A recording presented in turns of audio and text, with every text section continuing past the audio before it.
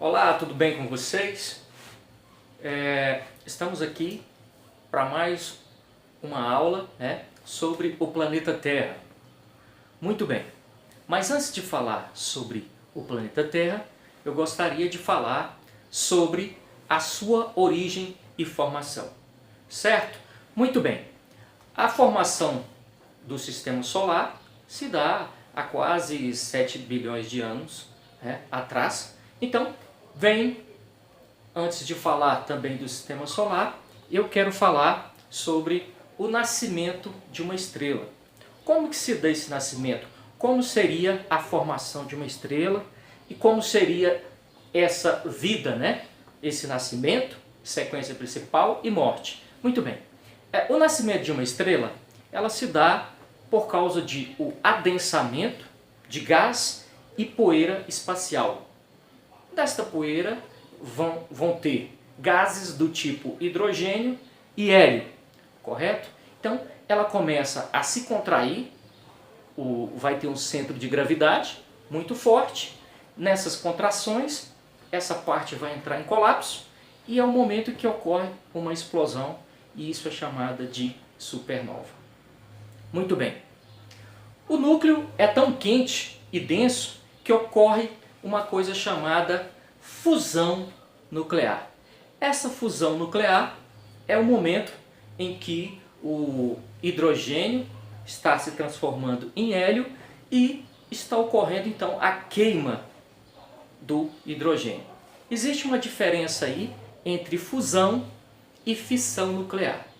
A fusão, ela converte os elementos leves em elementos pesados. Ou seja, é nesse momento que vai ocorrer os elementos pesados, e a fissão é diferente, ela é a separação, certo? Muito bem, existem diferentes tipos de estrelas. Existem diferentes luminosidades, certo? Muito bem. A luminosidade de uma estrela é o quanto de energia que é produzido no centro dessa estrela, correto? Então, a cor está ligada à temperatura, ou seja, se eu tenho uma estrela de cor azul, então ela é uma estrela que tem uma cor que ela tem uma temperatura mais quente, correto? E se eu tenho uma estrela de cor avermelhada, significa que ela é mais fria, correto? Muito bem, uma estrela de cor avermelhada, vamos citar o exemplo aqui do Sol, que é amarelado. Ela tem uma temperatura média aí de mais ou menos 6.000 graus, ok? Muito bem. A unidade de luminosidade, normalmente ela é medida em watts, ou seja, quando você compra aquela lâmpada que queimou, que vocês vão trocar, ela pode ter a sua potência de 20, 40, 15. Então, o grau de luminosidade é medido em watts. Ou seja, se nós pegarmos a potência de uma estrela, ela também vai ter a sua luminosidade, porém, ela tem que ser medida aí em potências, Porque tem muitos zeros, são milhões de watts, ok? Muito bem. Já as unidades de temperaturas em relação às estrelas, elas são medidas em Kelvin. Ou seja, quando nós falamos aí da escala Kelvin, nós sabemos que existem aí várias escalas, Tem a mais usada aqui na América do Sul é a escala Celsius, mas na área científica é mais usada a escala Kelvin. Também tem o Fahrenheit, correto? Bom, a escala Kelvin, o zero absoluto, é chamado de menos 273 graus, correto? Muito bem, isso é chamado de zero absoluto. Mas se você quer transformar Kelvin para Celsius, é só você somar 273, certo? Muito bem. Ainda sobre os diferentes tipos de estrelas, ou seja, se nós medirmos essa temperatura aí, como eu já disse, a cor das estrelas vermelhas, elas são mais frias, e as cores das estrelas, melhor dizendo, a cor azul, essas estrelas são mais quentes e as estrelas avermelhadas são mais frias, ok? Já dei o exemplo aqui do Sol, que ele tem a cor amarelada ou amarelo e a temperatura dele é aproximadamente 580 Kelvin, né? Muito bem. Qual seria a definição de uma estrela? Estrela é um corpo gasoso, estrela é um corpo gasoso com uma fusão nuclear no seu interior. Ou seja, a estrela vai continuar a brilhar enquanto tiver combustível dentro do seu centro para ser queimado. Mas vai chegar um momento que esse combustível do seu interior ele vai se acabar. Bom, esse plasma confinado aí, gravitacionalmente, ele emite radiação devido às reações termonucleares no seu interior. Ou seja, quando nós falamos de fusão, é dentro desse contexto que eu falei. A fissão ela é muito usada nas indústrias, ou melhor dizendo, nas fontes de energia que é radioativa, ou seja, eles usam essa coisa chamada fissão. Mas também é um tipo, essa energia nuclear que as pessoas tiram, ela também é extremamente radioativa, então por isso ela é bem perigosa. Certo? Muito bem. As estrelas, elas têm as suas fases, correto? Cada estrela tem um grau, melhor dizendo, de potência. Ela tem o seu tamanho, a sua grandeza. Ou seja, a fase de uma estrela começa como uma protoestrela, quando ela surge. Depois ela tem a sua sequência principal. Depois, supergigante vermelha, pode se tornar uma anã branca, pode se tornar uma nebulosa planetária ou uma anã marrom. Também pode se tornar um buraco negro, correto? Muito bem. Diante disso, nós percebemos aí, vamos citar o exemplo da estrela mais conhecida aqui, que é o Sol dentro do Sistema Solar. Então, o Sol, ela se encontra agora na sequência principal, ou seja, na metade da sua vida. Vai chegar um momento que ela vai se transformar em uma gigante vermelha, vai engolir as massas planetárias que estão próximos e depois possivelmente vai se tornar uma anã branca, ou seja, é o momento em que o combustível que existe dentro do Sol terminou, ou seja, acabou o combustível para queimar, não tem mais nada a queimar. Então é o momento que ela vai, de certa forma, acabar. Como eu estava dizendo, uma estrela ela tem várias fases. Eu disse a vocês que ela começa como protoestrela, depois tem a sequência principal, se transforma em gigante vermelha ou em anã branca. Pode se transformar numa supernova, numa nebulosa planetária, ou seja, já a morte das estrelas, ela pode ser de várias maneiras. Ela pode se transformar em anã branca ou em uma anã marrom, também em um buraco negro. Como que eu vou saber que uma estrela, todas essas coisas que o professor falou, como que eu vou saber que isso realmente aconteceu? Como que isso é provado cientificamente? Através da observação de muitos anos de pesquisas com sondas espaciais, com enormes telescópios, que está sempre fotografando, filmando o sistema solar. E isso, os cientistas já viram o nascimento de uma estrela, sua sequência principal, e também testemunharam mortes da estrela, que é quando se transforma em uma anã marrom, anã branca, buraco negro ou uma nebulosa planetária. Ou seja, o buraco negro seria um tipo de vácuo, né, que vai puxar todo tipo de... A sua gravidade é tão potente que vai puxar todo o material que tiver próximo. Muito bem. No sistema solar, ele está aí há milhares de anos, correto? Sua origem aí é há mais de 4 bilhões de anos, correto? Muito bem.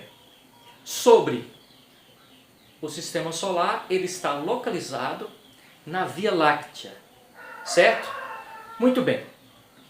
Dentro da Via Láctea, no sistema solar, nós temos também planetas, que são corpos sólidos ou gasosos, ou seja, existem planetas que são telúricos, que, por exemplo, a Terra é um planeta telúrico, certo? E também tem planetas apenas de gases, né? Muito bem. Asteroide. Asteroides são corpos rochosos que estão no espaço, no sistema solar. Eles podem ser rochosos ou metálicos. Satélites. No caso, satélites naturais são corpos que são captados, que sofrem, que estão presos à gravidade de um planeta, certo? Por exemplo, a Lua é um satélite natural que está gravitacionando aí a Terra, ou seja, sua órbita é ao redor da Terra. Muito bem. Cometas. Cometas são corpos aí que têm gases, gelo e normalmente são iluminados pelo Sol. E é por isso que parece ter aquela cauda enorme. Normalmente eles também estão dentro do sistema solar, na órbita solar. Exemplo de um cometa. O cometa Halley, por exemplo. Ele dá uma volta completa em torno do Sol em aproximadamente 76 anos. A última vez que o cometa Halley passou próximo ao planeta Terra foi no ano de 1986, certo? Então, aproximadamente em 2062, provavelmente passará novamente, ok? Muito bem. Meteoros. Meteoros já são partículas rochosas ou metálicas que estão no espaço e normalmente quando a gravidade do planeta Terra puxa esses meteoros, no momento que eles entram na atmosfera terrestre, é o momento que eles pegam fogo e eles se dissipam, se tornam menores, e é o que chamamos aí de estrela cadente, né? Então, isso são os meteoros. Qual a diferença entre meteoro e meteorito? O meteorito é quando o meteoro já caiu sobre a Terra, correto? É chamado de meteorito. Muito bem, eu estava falando aqui sobre a Via Láctea. Vocês podem perceber que no centro da Via Láctea nós temos aqui o buraco negro. E todas essas espirais que vocês veem aí, cada uma delas tem um nome, certo?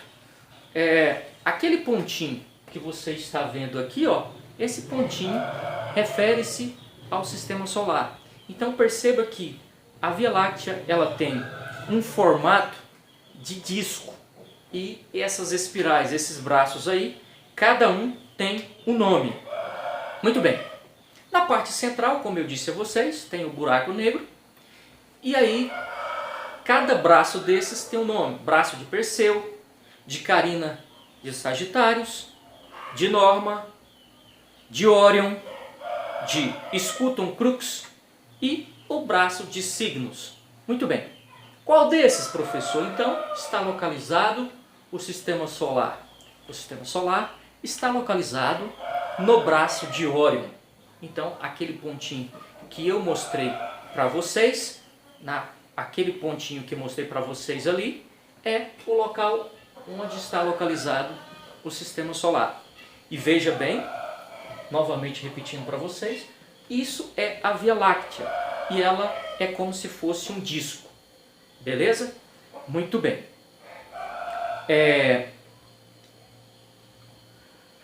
Os planetas do Sistema Solar, como eu já havia mencionado a vocês, que são Mercúrio, Vênus, Terra, Marte, Júpiter, Saturno, Urano e Netuno. Correto? Muito bem. A Terra está na classificação aí no terceiro depois do Sol, na órbita do Sol, ok? Muito bem. Então perceba aí, nessa ilustração, o Sol está bem à parte central e nós temos aí os planetas orbitando no Sistema Solar. Beleza? Muito bem. E agora vamos falar diretamente, especificamente sobre o planeta Terra.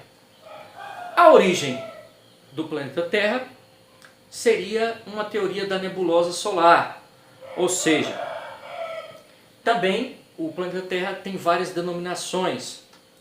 Pode ser chamada de mundo, de terra, planeta água ou planeta azul.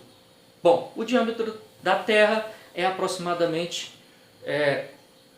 12.756 quilômetros, ok? Linear.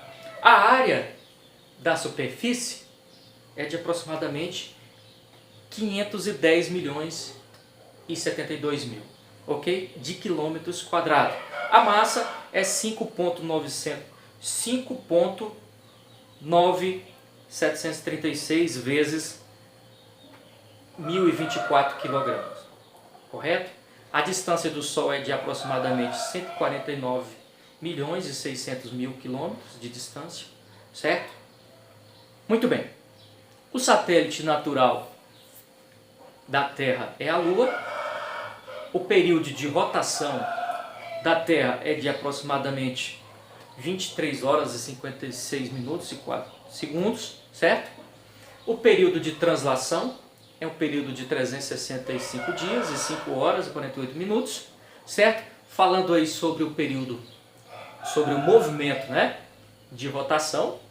Esse movimento aí é o movimento que divide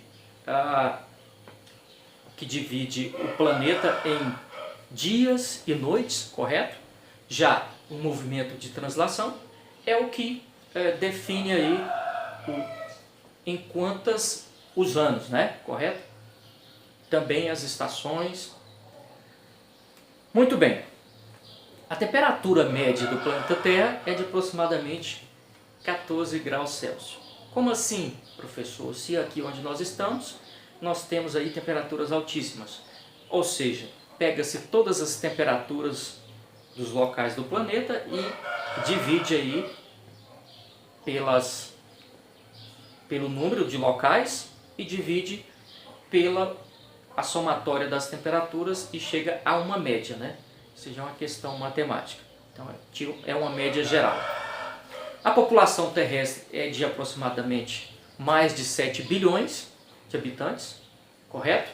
Mais de 7 bilhões de habitantes. Bom, quais as características do planeta Terra? O planeta Terra é um planeta rochoso, tá?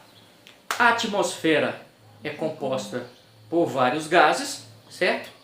E nós temos aí água em abundância. O seu formato é um formato esférico, certo? E o seu interior é dividido em camadas. Só lembrando aqui a vocês que nós sabemos aí que existe a teoria, né, da Terra plana. Assim, não sou contra a sua teoria, mas se você for responder uma prova do tipo Enem, do tipo concurso, você não vai colocar que a Terra é plana, beleza?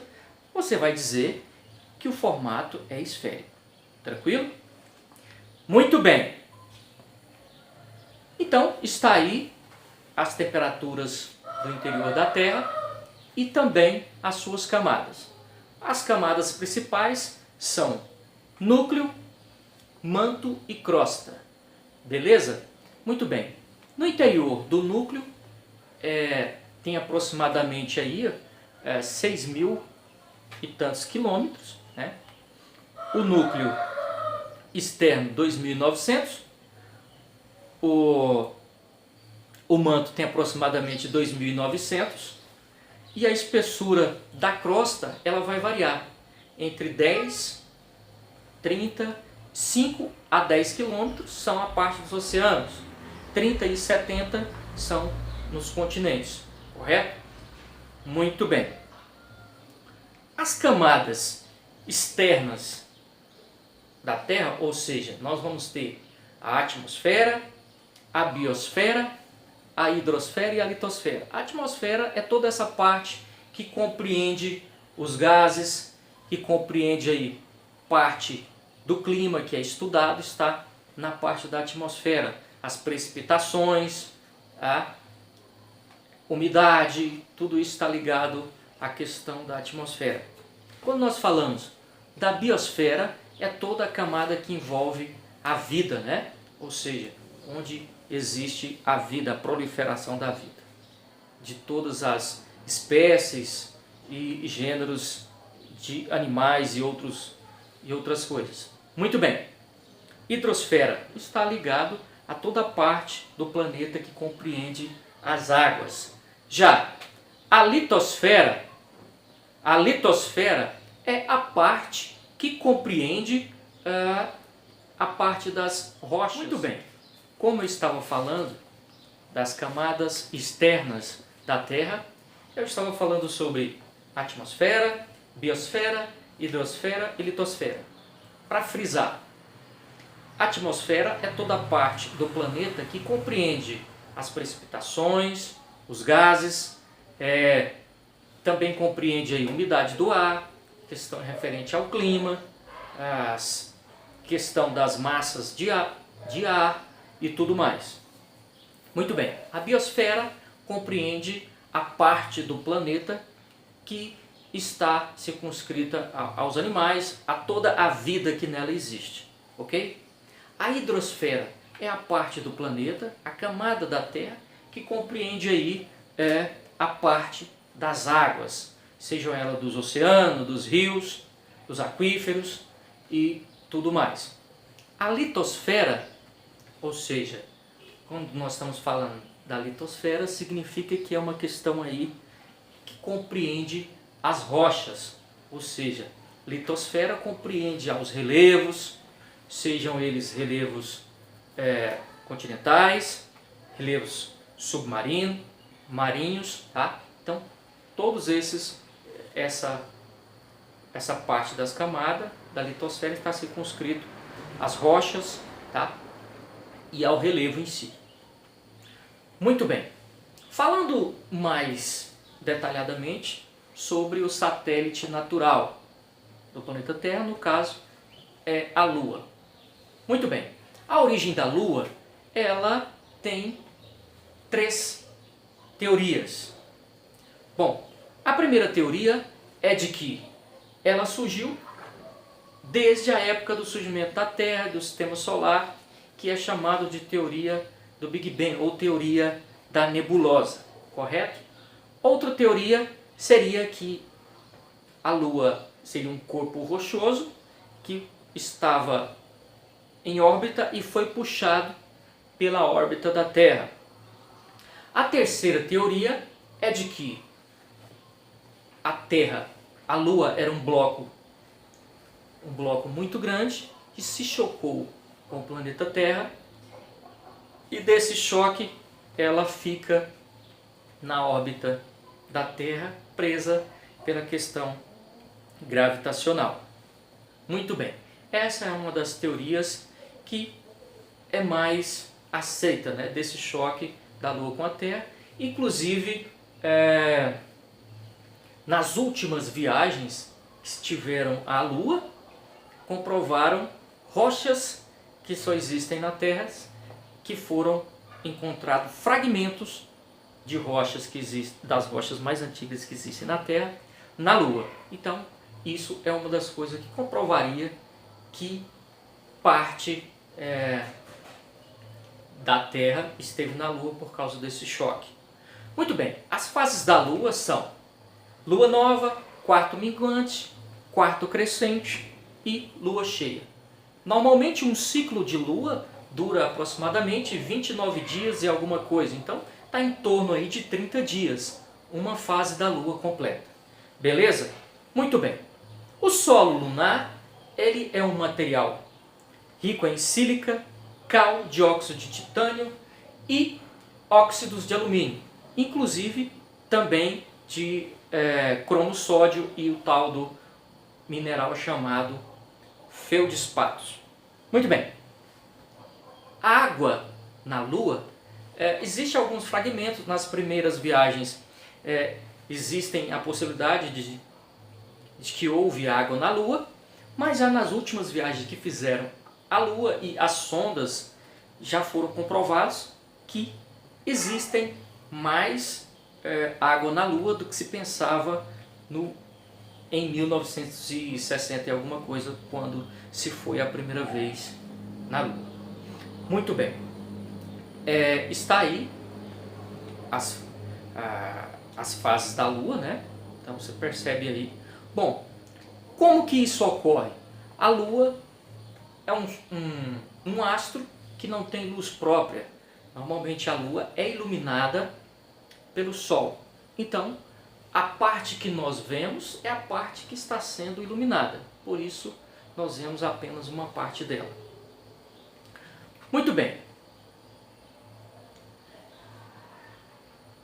Esse solo lunar é um solo que, na verdade, ele parece ter vários buracos, como se fosse um queijo suíço, mas, na verdade, isso são tempestades, né, de meteoros que, algum tempo atrás, caiu sobre a Lua e fez essas crateras parecendo um queijo suíço aí. Essa parte do solo lunar, ela tem uma camada de poeira bastante grossa, que varia entre 5 e 10 centímetros, então tem bastante poeira na Lua, certo? Muito bem. O satélite natural da Lua tem também algumas coisas que eu preciso falar. Por exemplo, o eclipse lunar, ele ocorre quando a Terra está entre o Sol e a Lua, pois assim a Terra ela vai, de certa forma, causar uma sombra na Lua e assim ela vai ficar escura porque ela vai estar na sombra. Muito bem. Campo gravitacional, ou seja, a Lua exerce uma gravidade sobre a Terra. A Terra exerce uma gravidade sobre a Lua. Ou seja, isso também interfere no processo de rotação do planeta Terra. Ou seja, isso faz com que a rotação da Terra pelo campo gravitacional da Lua, ela atrase em alguns milissegundos, né? Também tem a questão da Lua estar se afastando cada vez mais do campo gravitacional da Terra. Muito bem. Esse campo gravitacional da Terra, ele faz ocorrer um fenômeno que é bastante interessante, que é chamado o fenômeno das marés.